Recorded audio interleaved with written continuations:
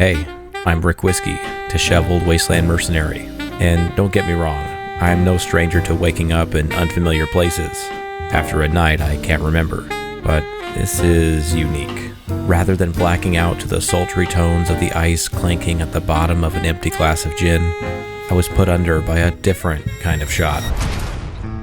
Though I suppose the result is all the same. I wake up to face another day with more questions than answers. At least I had a little bit of help this time.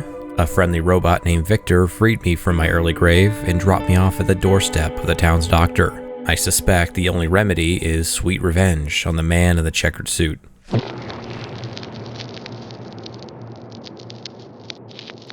Under normal circumstances, I'm a simple man, a wanderer at the mercy of whatever job will pay for my next drink. But as destiny would have it, I now have a purpose. It beats being in a constant drunken stupor, I guess. It's up to the winds of fate to guide me to him, so I could repay the bullets he loaned me. With interest, of course. I thanked the doctor for patching me up, but before I could leave, I had to prove my brains weren't a pile of mashed potatoes. I had free rein to take whatever I needed from his home. He gave me his trusty Pip-Boy and a slap on the ass as I walked out the door and into the Mojave once again. I headed to the local bar to gather information and plot my next move. The woman standing beyond the door greeted me, offering to help me get back on my feet. Sunny Smiles is her name. It seems I'm the talk of the town at the moment. Cheating death after getting unceremoniously left for dead in their backyard has a way of doing that. It's not like there's much else going on around here. As anyone in their right mind would when encountering a stranger with brain damage, Sunny Smiles handed me a gun and told me to start blasting. Guns don't kill sarsaparilla bottles, people kill sarsaparilla bottles. Or something. I still have a 9mm hangover. She offered to parlay this training session into me doing chores with her. I respectfully declined as I have bigger fish to fry. I stepped back into the bar to grab a drink and contemplate how it all went wrong. I couldn't even do that, as some ruffian was causing a scene with the bartender Trudy. I really don't want to get involved in the goings-on of some dusty-ass town, but maybe I owe it to them to settle their issues, especially when it stands between me and intoxication. I patiently waited for them to finish their conversation before asking Trudy what that was all about. The town has been hiding a Crimson Caravan man named Ringo after he was attacked by some rowdy band of roughnecks calling themselves the Powder Gangers. He put up a solid fight and escaped after taking a few out. Now the Powder Gangers are looking for revenge.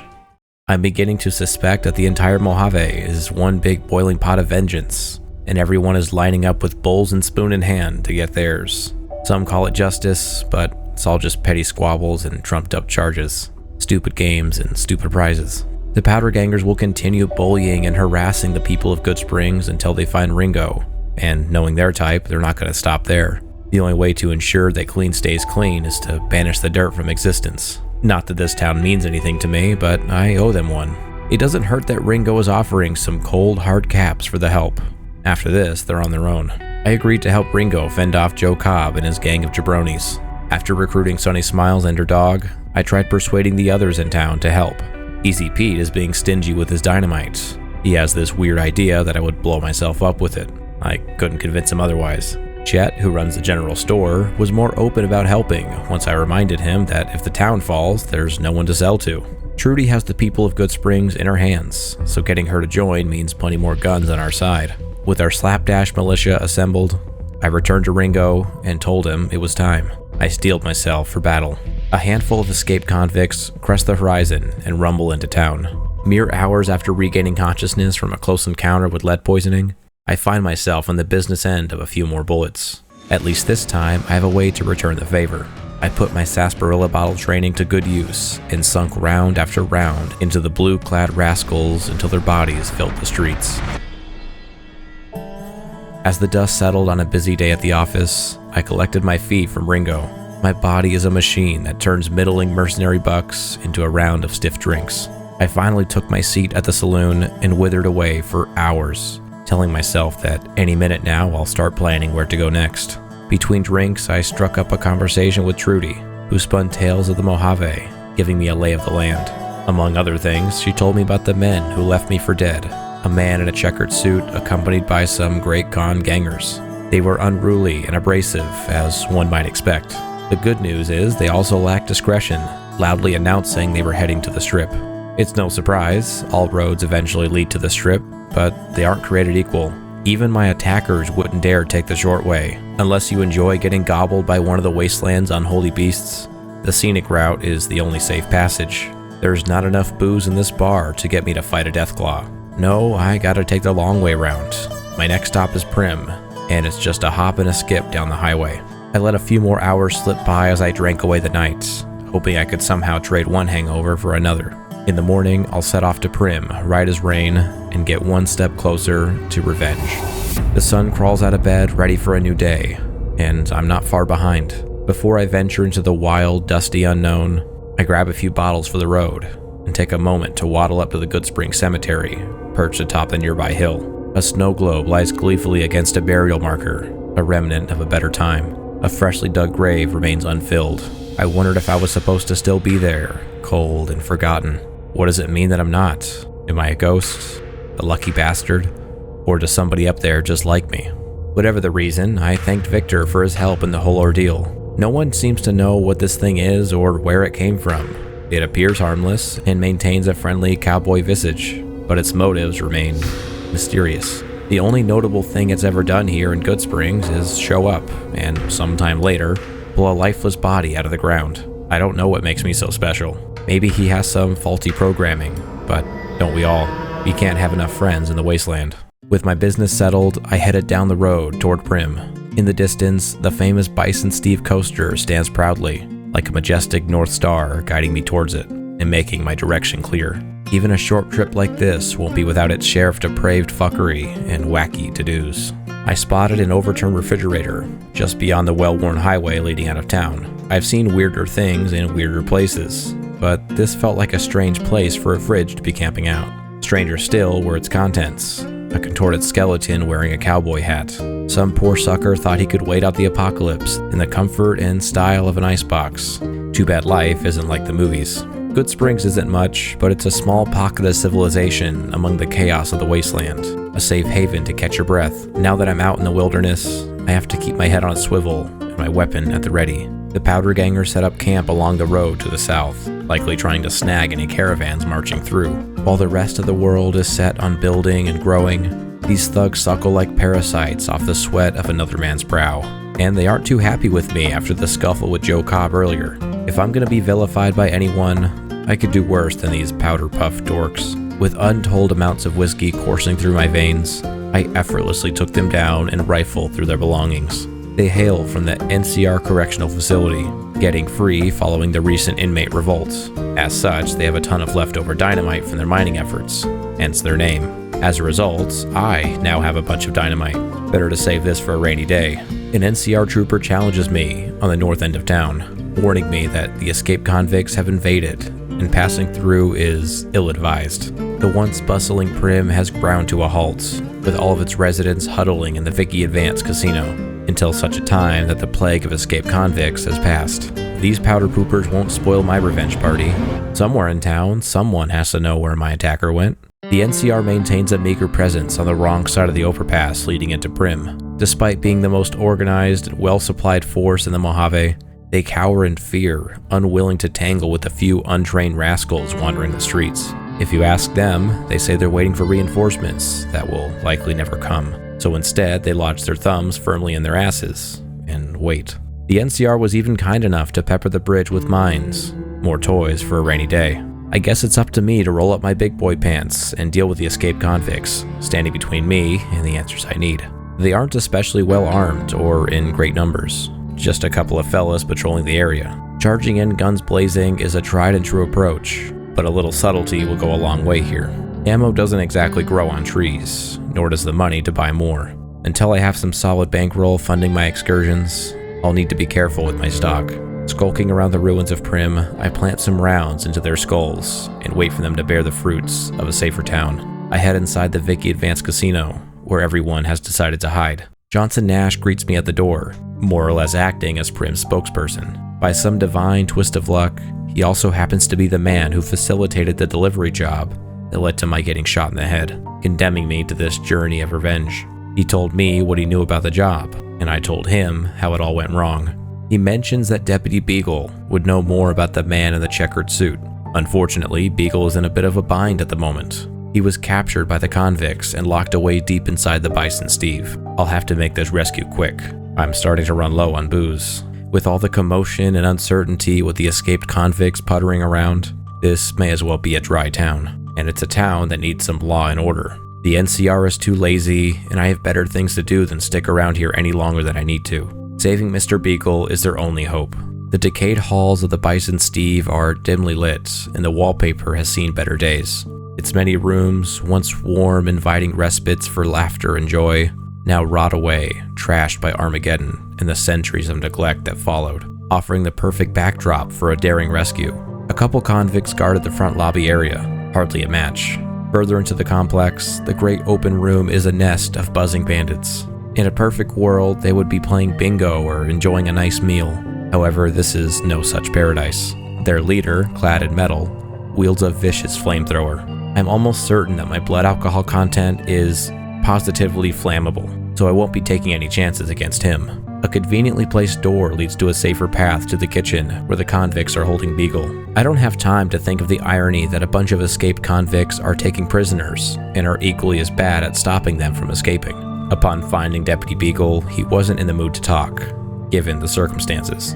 Hard to blame him when the door to the Great Hall is wide open, exposing the two of us to the wrath of his captors. I agree to untie him if he sticks around to help me take these guys out. As a band of raider scum, they have some quality loot that will go a long way in helping me survive out in the Mojave. As it turns out, however, Beagle is a raging coward the likes of which the world has never seen. He was deputized by the town sheriff just a few months before this shitstorm rolled in. And not because he had any qualities or merit befitting of a deputy, he just happened to be the brother of the sheriff's wife. When the convicts invaded, they killed the only semblance of leadership Prim had, leaving the pitiful Beagle to step up. Failing miserably, he was captured and held for ransom. The rest of the town was left to fend for themselves. The only thing keeping him alive now is that he has the information I need. Otherwise, no one else is interested in paying the ransom for his release. He lacks courage, common sense, and general usefulness. Beagle, as insufferable as ever, told me what I wanted to know once he got to safety. Before parting ways, he lets me know that Prim is in desperate need of law and order. As a deputy, Beagle doesn't want to assume the mantle of sheriff. It's just not his lot in life. He's a coward, and he knows it.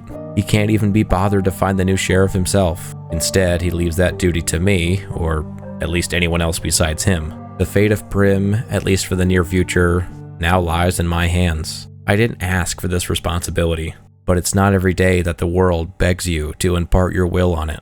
Most folks have to scratch and claw their whole lives to make a mark, to leave some evidence that they were there and what they did mattered. So I may as well take the opportunities when they're there. Well, I have some options here. Prim needs law. I can convince the NCR to get their shit together and protect the town, ask a former sheriff who got locked up at the NCR correctional facility to come out of retirement, or reprogram a Protectron robot. Handing over the keys to the NCR would mean throwing Prim under the bus of martial law, safety at the low cost of their freedom. A pack of soldiers swarming in dressed for war, telling civilians what they can or cannot do in their own town, and being forced to pay for the privilege. Law and order would no longer be a means to the end of a better life. It would be an end in itself. Compliance would be their only virtue, as a bloated, corrupt, and largely incompetent force controls their lives. Seeking out the former Sheriff Myers isn't without its flaws, given his history of taking things too far. In his duties as a sheriff, he had a precarious relationship with due process, deciding that his version of justice was better, faster, and stronger. From time to time, he sped things up and enacted punishment before the legal process could fully play out. He doesn't regret what he's done, but eventually it caught up with him, and he was sentenced to the NCRCF. He certainly has his convictions, but now he's just convicted. And to recruit his help, I'll have to convince the NCR to pardon him. The last option is to reprogram the town's robot, Prim Slim, to become an unflinching force of good, fiercely and valiantly protecting the people from threats foreign and domestic, so help him God. While a robotic sheriff is undeniably adorable, I can't help but think that if someone like me is capable of mangling his ones and zeros, who knows what someone else might be able to do, and that's a risk I just can't take. I'm just a clueless stranger, still recovering from a bullet lodged in my head, making seismic decisions for dozens of people I've never met and know nothing about. If their fate is my burden, I should at least mingle with them and see what they're all about. Johnson Nash and his wife Ruby are the most forthcoming people around. Together they run a trading post in the local Mojave Express. They've been here through thick and thin, but it's been mostly thin lately. The other townsfolk are not as open to talking, but you get the sense that they would be happy to return to how things were before. Aside from the massive Bison Steve and Vicky Advance Casino, the landscape of Prim is dominated by a few empty ranch homes, the rubble of the town's main streets and storefronts, and the small NCR camp set up in the southwest. Prim has earned a reputation as the other New Vegas, a taste of Sin City on your way in, and a place to lose what little caps remain on the way out. They are a proud and tight-knit community that wants to thrive on honest trade and good fun, but on their own terms, not under the watchful, tax-hungry eye of the NCR. That said, I think I have my answer. I need to go to the NCR Correctional Facility and pay the disgraced Sheriff Myers a visit. Despite the rest of his fellow inmates blasting a hole in the fence and escaping, Myers has decided to stay put and wait for the NCR to restore order. His sentence is nearly finished anyway, so there's no need to risk his freedom, or worse, by joining in some powder ganger nonsense. Speaking of the powder gangers, I am not on good terms with them. They are openly hostile towards me, which makes my effort to talk to Myers slightly more complicated. Unless I want to take on an entire prison worth of violent criminals wielding dynamite, I'll have to settle for a more discreet approach. Joe Cobb, who terrorized Goodsprings, left me a parting gift on his fresh corpse, a stealth boy. This gadget can turn me invisible just long enough to sneak into the prison and have a little chat with Myers. Prim's future depends on me, a drunken idiot, stumbling into a hornet's nest with the only thing protecting me from total dynam annihilation is 200-year-old military hardware, stolen from some other dumbass who went where he didn't belong. So far, so good. Walking through the front gate, nobody suspects a thing. A lone door leading into the facility is locked, as only Dawes has the keys. I'll need to pick his pocket to get inside. Easier said than done. I don't know my expertise, but it certainly doesn't involve nimble fingers or ultra-fine motor skills. By some miracle, I did it. He didn't notice some fumbling dork reaching into his pants and taking his keys. Fortunately, he didn't make a big deal out of a cloaked stranger popping out of thin air to strike up a conversation. I tell him Prim needs a sheriff, and he's the perfect choice. He agrees, but on the condition that he gets an official pardon from the NCR and that he can run things his way with no pushback or fear of consequences. I must head south along the Long 15 to the Mojave Outpost and bargain with the NCR for Myers' freedom. It's a hard place to miss, a small field office adorned by a massive monument depicting the unification of the Desert Rangers and the NCR. It's tasked with clearing caravans and handling the logistics of protecting those traveling on the roadway, which it does to varying success. I'll get first-hand experience of seeing how well they keep these roads clear, as the journey from Prim to the Mojave Outpost is fraught with adversity in the shape of raider gangs holed up in the scattered buildings. They call themselves jackals, but scum works just as well. I don't have much to defend myself with, a dinky handgun and some hand-me-down varmint rifle. Getting past these jackals is going to require some creative use of explosives. This goes out to the haters who doubted me and said I would never be any good with anything that goes boom. Take that, Easy Pete. Who's too stupid for dynamite now?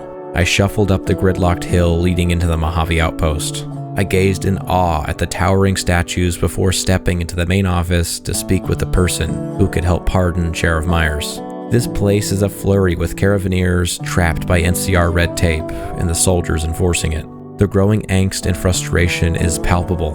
I'm sure I'll find myself back here at some point. But for now, my only business is Sheriff Myers. Major Knight mans the desk in the main office and holds the power to pardon. I'm far from a known quantity in the eyes of the NCR, so securing that pardon will come down to paying a couple hundred caps as a bribe. I really hate to part ways with caps, but the wheels of justice need a little grease, and words just aren't enough this time around. Returning to Myers, I deliver the good news that he's a free man, and the town of Prim is now under his watch. There's no way to tell in the immediate aftermath if my decision was the right one. The least that I or anyone can do is bargain in good faith with destiny and do our best. For now, I need to get back on track, hunting down the man in the checkered suit. First I rest, soaking in the first day of a new life. My next stop, Nipton, on my way to the Strip.